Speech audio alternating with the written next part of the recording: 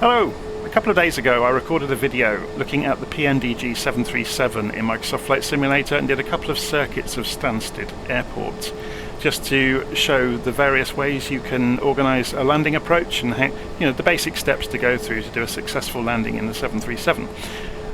Several people have asked me, could I do the same for the FlyByWire A320, so people are just starting out with it, so I can kind of take them through the same steps. So we're going to do a couple of circuits of Stansted. The first one will be manual, or as manual as you can get in the A320, so we won't be using autopilot, and I'll fly in and show you the steps needed to do a successful landing in the A320, and then we'll come in on full autopilot to do the same thing. We are not going to be using a flight plan. So inside the Airbus, the master control panel, or the FGCP I think it's called in the Airbus, for the autopilot are these switches overhead. We are clicking on the bottom of them to put it into selected mode, So we're going to go and choose our auto throttle speed, for example. So we'll go and choose 200 knots.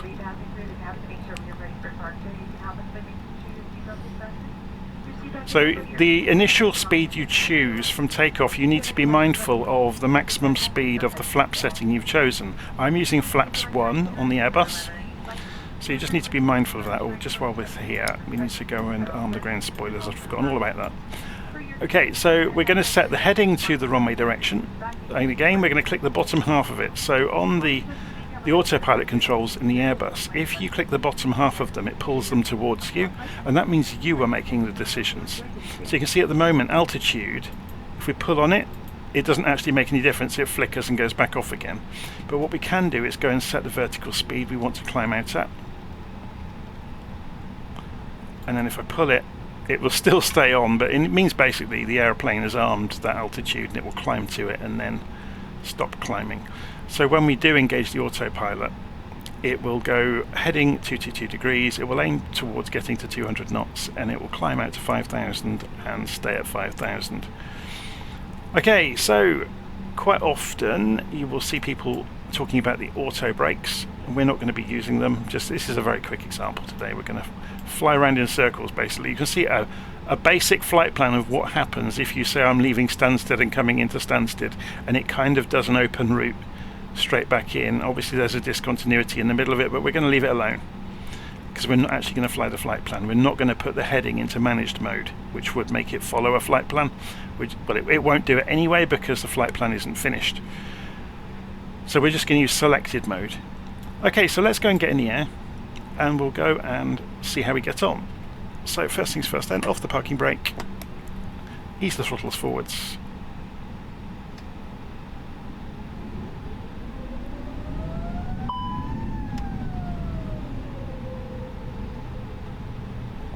And we'll roll out to the runway. We'll give the controls a bit of a wiggle. Let's have a look at the pedals, make sure my controls are mapped. Yes, I can use the pedals, I can use the brakes. Sometimes you get an issue with Flight Simulator where you'll load in and you have to go and reseat USB sockets to get controllers to work correctly. Thankfully that's not working. Look, you can see the sim stuttering. It's just loading assets on the ground. There's nothing much you can do about that in Flight Simulator at the moment. It's just the way it is. Okay, so we're lined up. Going to push the throttles all the way forwards. So you can see it reflects man toga over here, so let's press F so we center this screen up, and we'll zoom in a little bit and pan down using the mouse. So we're leaving the throttles all the way forwards, and we go through the rotate marker, we pull back gently,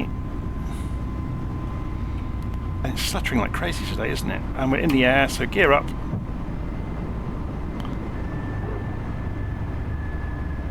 Coming up towards 200 knots, so I'm going to pull the throttles back to the climb detent.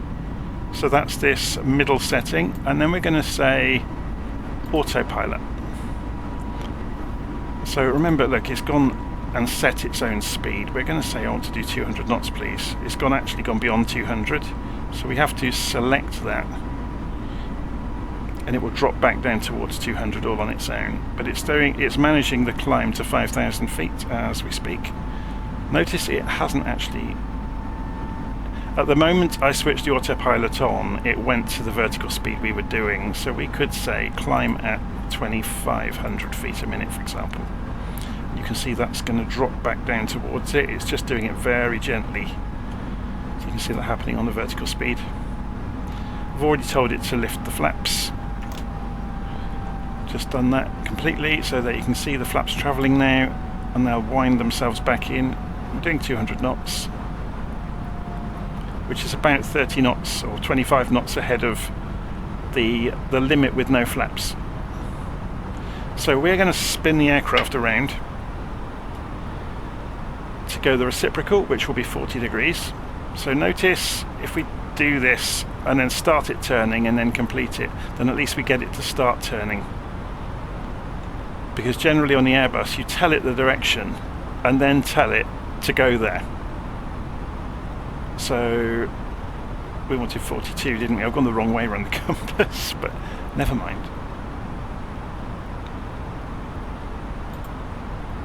Okay, so I've got to 42 and then I've selected it, so the aeroplane will continue turning around to 42 degrees. So the ground spoilers can come back off, seatbelts are on, landing lights are on, and you can hear the pilot in the background talking to the passengers, which is just a function of the fly-by-wire Airbus. So you can see, generally speaking, we are doing this turn and then we're going to fly downwind. It's actually a really windy day today. So I have programmed in at least into the aircraft that we're going to Stansted, and in the flight plan page I have at least gone, and it's asking me to enter more data than I have done. I've at least gone to the destination, clicked on arrival, and told it we're using the ILS for runway 22, and what that results in is, if you look in the radio navigation page, you can see the frequency is already there, 110.50, and you can see that corresponds with the ILS for runway 22 of 110.50. So we're just flying downwind. You can see the airfield there. You can see the wind is blowing us closer to the airfield, so we're going to turn our direction just a little bit further away from the airfield, just to keep it parallel. Got live weather. There's no reason never to use live weather, or no reason not to. Some lovely clouds over there. So I've got the TCAS system on TA, not TARA, just so in case there are any aeroplanes around, our autopilot won't react to them. If you have it on TARA, you can see it's reflected here that we only have TA mode on. If you have it in TARA mode, the autopilot could start climbing to avoid aircraft. So it could throw our entire approach out if we see anything in our way. So we're just flying along at 200 knots. You can see it's reflected here on the indicated airspeed ribbon. I'd already calibrated the altimeter before we set off. So the one thing, while we're going downwind, we can talk about this a little bit, and I covered this on the 737 video. The important thing for landing is you need to get to a point about 10 miles out, so over here somewhere, from the runway, in the direction of the runway, and you need to be 2,500 feet above the airfield elevation when you get to this area. Yeah, so we're at 5,000 feet at the moment, so we need to start descending in order for that to happen. So you need to be at 2,500 feet at this point above the airfield elevation, so it's important that we find out the airfield elevation, so we can pull up the information on Stansted here in little nav map, and it says 348 feet. So that means we're looking for 2,850 feet when we're over here. Yeah? The reason for that is the top of the ILS. ILS typically tends to be about 8 miles marked on a chart, and it's a 3-degree glide slope, which is very common. Sometimes you get them steeper, but typically they're 3 degrees. And on a 3-degree glide slope, 8 miles out, it's about 2,500 feet. So the important thing here is when we fly into the glide slope, we fly straight and level into it, and then we hit this slope down towards the runway. So we fly in from underneath that beam and intercept it. The important thing is, if you were using approach mode on your autopilot, you can only capture the glide slope in approach mode if you fly in from underneath it. You can't descend into the ILS. Yeah, approach mode will not engage if you are above the ILS beam. Okay, so we're out here, we're going to drop down now to then, we need to go in hundreds of feet, we want to go to 2,800 feet. Yeah, so if we go selected mode, we could go managed mode and it will do it for us, or we can't in this case because we haven't got a flight plan up and running.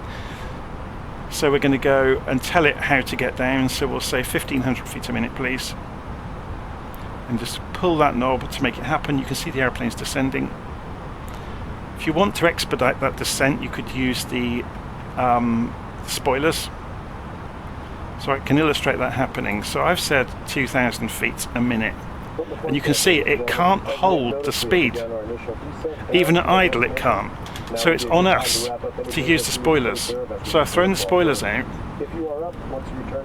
And it still can't quite arrest that descent rate. See?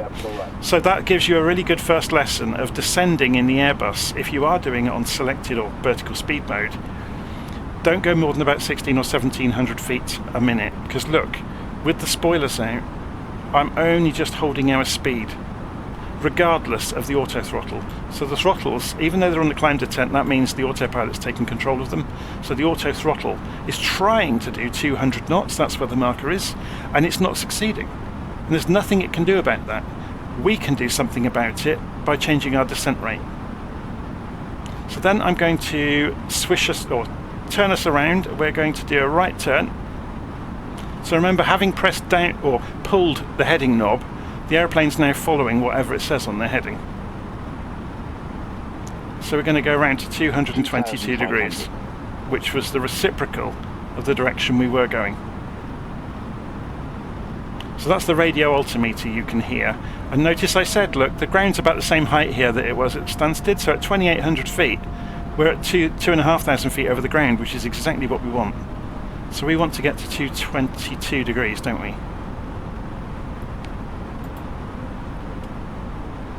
So we're just coming round, and you'll see the line appear on here. So this is our actual direction of travel. Remember, the wind is showing we're crabbing slightly. It's very strong winds.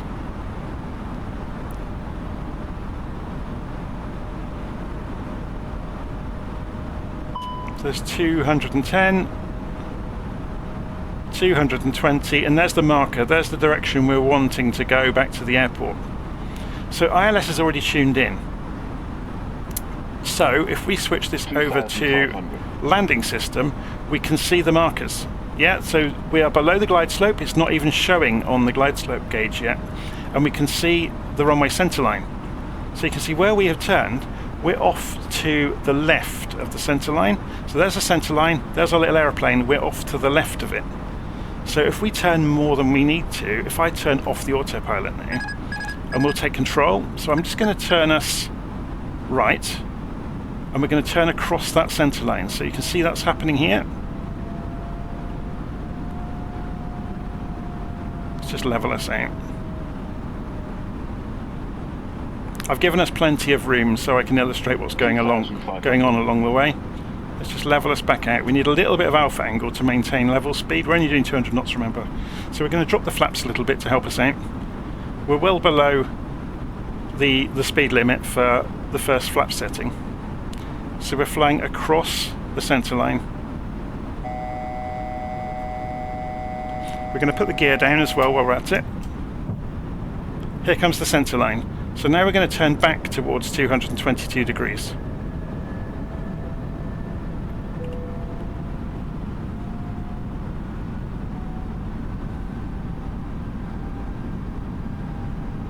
So we should be somewhere near flying straight towards the runway. It's really great that we've got some mist because it proves, you know, all the theory here.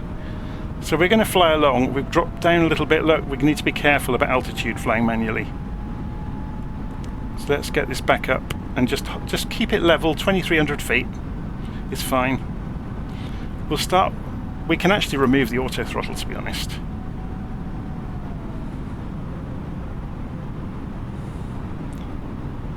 So we're having to account for wind a little bit. You may not end up flying directly the direction you want to go.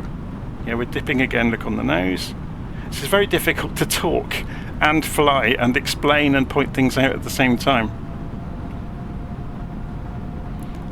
So we're chasing the line. You can see we're going to have to steer right because of the wind. Because the wind is coming in from the right, it's pushing us left all the time, so we're going to have to crab slightly. And we'll just have to judge that. You can see the runway out there now already, look. So we're flying, we're climbing about 800 feet a minute at the moment, which is fine. Give it a little bit more power. If we go straight towards the runway, you will find we end up to the left of it because of that crosswind. It's a very strong crosswind.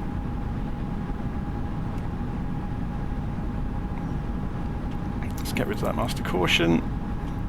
So if we press F, let's get things straight, leveled out a little bit here. Okay, so you can see, look, we're slowly being pushed left if we fly towards the runway by that crosswind. But there's the diamond. So that's the glide slope.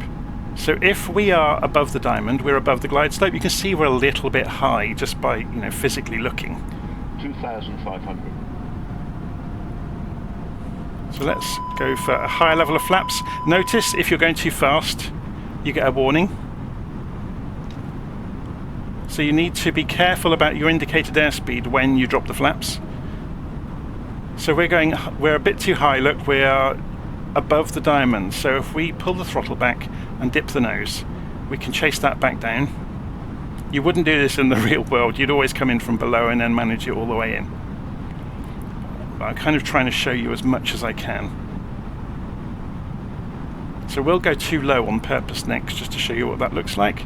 So we're getting into the right place. We're off to the right of where we should be, so we're just to the right of the center line. And we're now vertically in the right place. The diamond is on the middle line, look. So we try and judge putting the nose in the right place. I'm going to go for full flaps now. So you're aiming to come in at about 140 knots. So you will moderate your throttle. Normally you'd use auto throttle and just set it to 140, but I'm controlling it manually to show you that you can do it. So when you get close enough to the runway, you will also see the lights alongside the runway if it has them. And this runway has 4 lights, which means they are PAPI lights. If we get 2 reds and 2 whites, that means we're in the right place vertically. If we get more red than white lights, that means we're too low. If we get more white than red lights, that means we're too high. But you can also judge it by looking at the ILS. So we've gone high, so we're just dropping down. You can see more whites than reds. So as we drop, you'll see the red lights come on, and we've got 2 and 2 now, 1,000. which is perfect, and that means that's in the middle as well, look. So by the same token, this is a bit close to be doing this. We're going to go off to the right on purpose just to show you that needle move. So the center line is sliding off to the left because we're going right. If we turn back, this is about the distance where the simulator starts rendering the terminals and or putting the aeroplanes in place.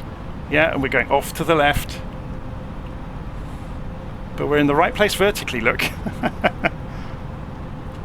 So I apologize for the stuttering, that's just Flight Simulator being a so-and-so. Now we're too high and we're off to the right, but so let's go and try and judge this to bring it back in. We're a little bit low, a little bit slow, so we just moderate the throttle. So we're pretty much back on track, look. So on the PAPI lights, looking at the glide slope on the horizontal situation indicator here alongside it. The view's going to look a little bit weird because I've sat up in the cockpit. 200. If I press F, that's our real view. See, we're too low at the moment. So you often get a disparity in Flight Simulator 100. between what the PAPIs show you. So the glide slope says we're too high. 50, 40, 30, 20. So cut the throttle. 10, 5. And we're down. So I am not going to go to the reversers, I'm going to take off again. So I'm opening the throttles back up. I'm putting the flaps back into flap setting 1. So we are getting a warning because of that. Because, you know, obviously we're doing something the aeroplane didn't expect. So flap the gear back up. Flaps back up. And we will go autopilot, auto throttles come back on as soon as I push the throttles forwards. And we'll say we're doing 220 degrees, 222 degrees at the moment, climbing out to, we'll go to 5,000 feet again. Go to the climb detent on the throttles, otherwise it's going to ignore our speed. We'll say this time we'll go to 220 knots. Be a bit safer. So we're asking the aeroplane to do 220. Go to 5,000 feet. Should we brighten this up a bit? 5,000 feet, and then we'll start our turn back towards the reciprocal of 42 degrees. So the next landing we do will come in on the autopilot using the selected mode. Remember, we can't use managed mode. We can't push these knobs in because we haven't got a flight plan to support doing it. So remember, there was a crosswind, so we want about 38 degrees. So the airplane's turning about again, and it's going to go back downwind. So we've turned in a little bit earlier this time. So you can see us wiggling around as we were showing off the different symbology changes. So this landing we're going to do fully automatic.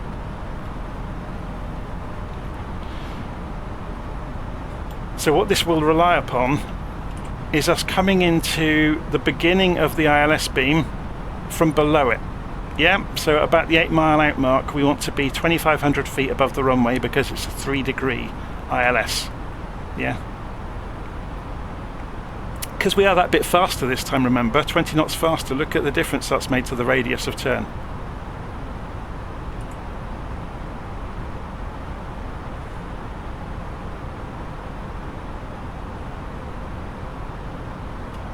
So we've still got the spoilers out, so we can retract the spoilers.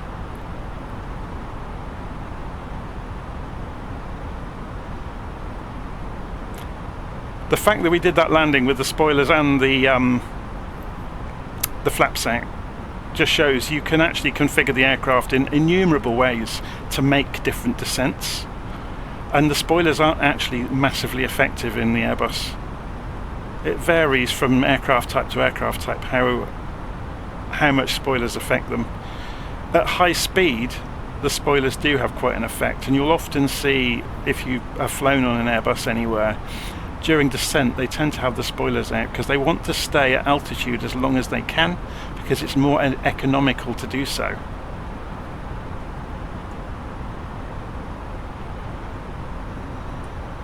Okay, so we're flying back 5,000 feet downwind. As soon as we get out to kind of a beam Ashton, we'll turn back. So we want to come back down to 2,800 feet while we're on the way.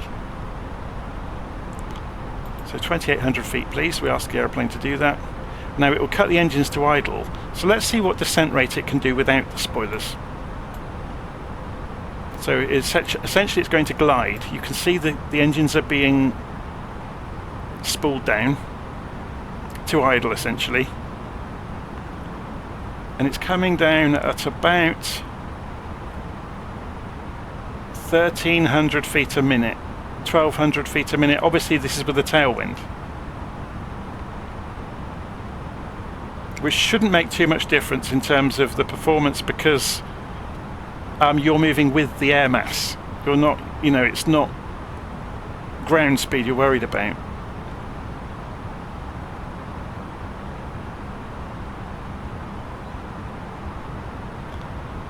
So yeah, about 14, I would expected 15. You saw earlier on when we went for 1,600 feet a minute, it couldn't quite do it. So if we put the spoilers out,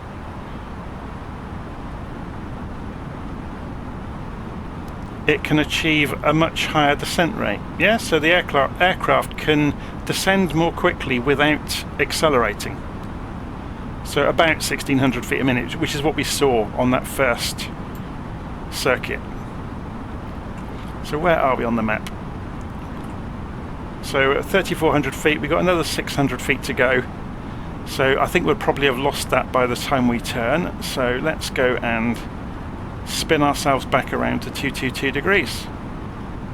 We should find ourselves, we can see already, look, there's the ILS, the glide slope. We're already below it. 2,500. Which is perfect.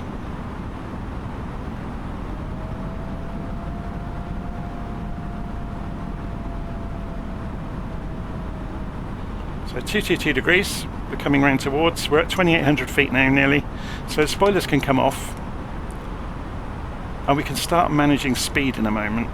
So we're coming round back towards the runway. So if we wanted to tighten the radius of that turn up slightly,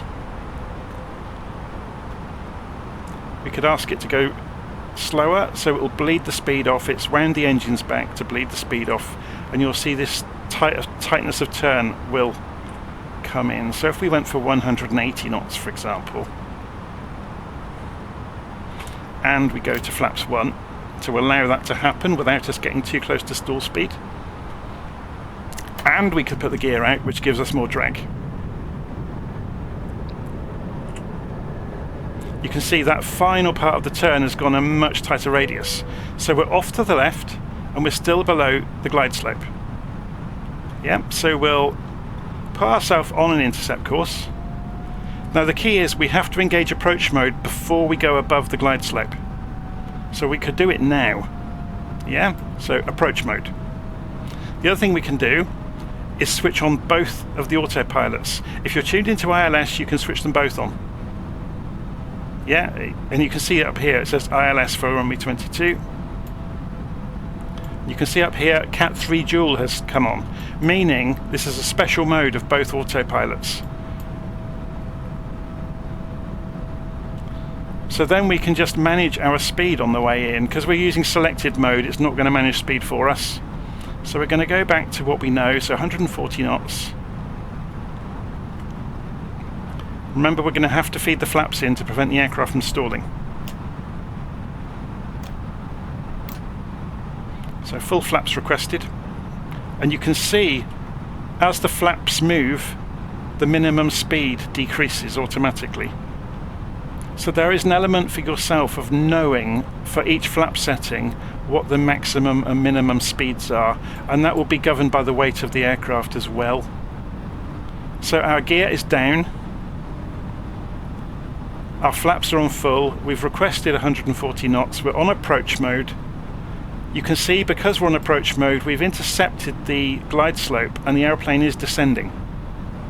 Yeah, so it's fallen away from 2,800 feet and is now following the glide slope. So regardless of what we had set on the control panel for the autopilot, its approach mode has counteracted that and said no, we're going to follow the glide slope down.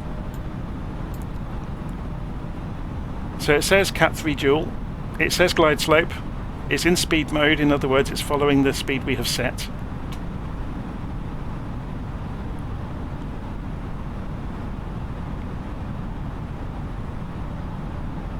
And we can have a look outside if you want, because it's on fully automatic. It's going to do Autoland for us.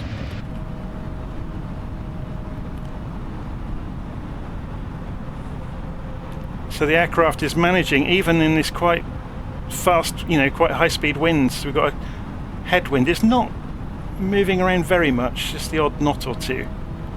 But the aeroplane will manage that nicely for us. So we might want to go and put the auto brakes on. So we could put them onto max just to see how that works. Or medium, sorry.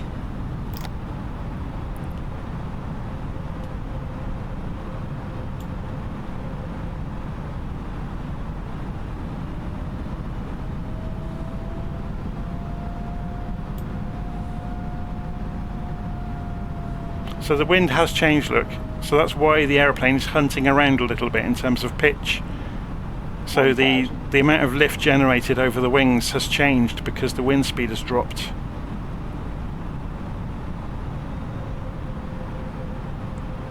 It's not unusual. The closer you get to the ground, the wind disappears. Or to an extent, anyway. So let's see how smoothly this lands on fully automatic, shall we? So it should land itself, flare, put itself on the runway nicely, and then all we have to do is throw out the spoilers to use aero braking on the runway. And then we can go reverses and then wheel brakes. So we still have manual input even though it's on Autoland. We still need to go and put the spoilers out and the reverses. It's a shame because watching this from inside it will say retard when we get over the runway, and that's a signal for us to pull the throttles back, so it won't do that for us. 200. So let's watch this come in. Actually it should retard them thinking about it, but it's on auto throttle mode, isn't it? There you go, you can hear it, yeah. So watch the nose. It's quite smooth, wasn't it? Because we had quite a high... Yeah, there we go. So reverses.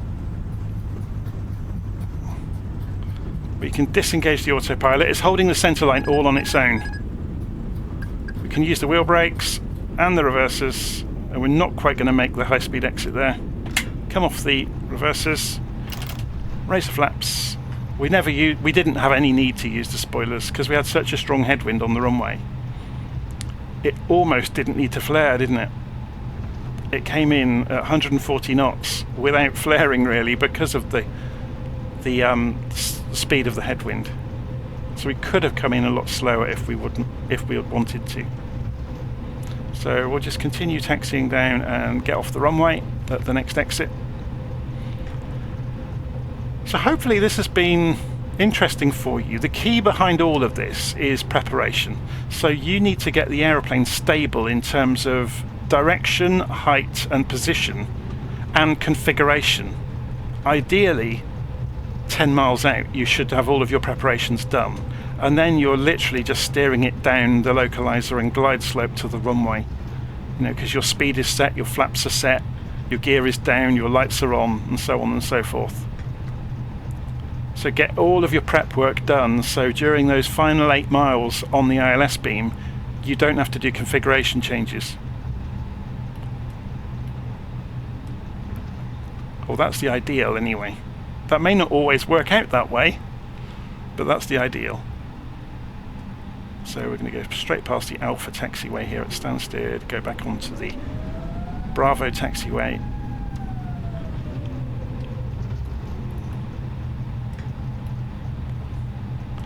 Obviously now we're back on the ground, we can turn off the landing lights and turn the beacon light off. Strobes can stay on auto actually.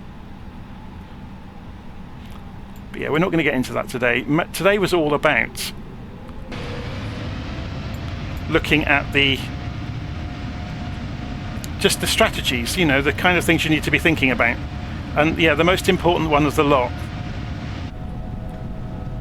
is just thinking in terms of getting to that point in the sky 2,500 feet above the ground. Obviously if it's a steeper glide slope you need to do the maths, and then you can figure out the height you need to be at as a maximum when you hit the ILS.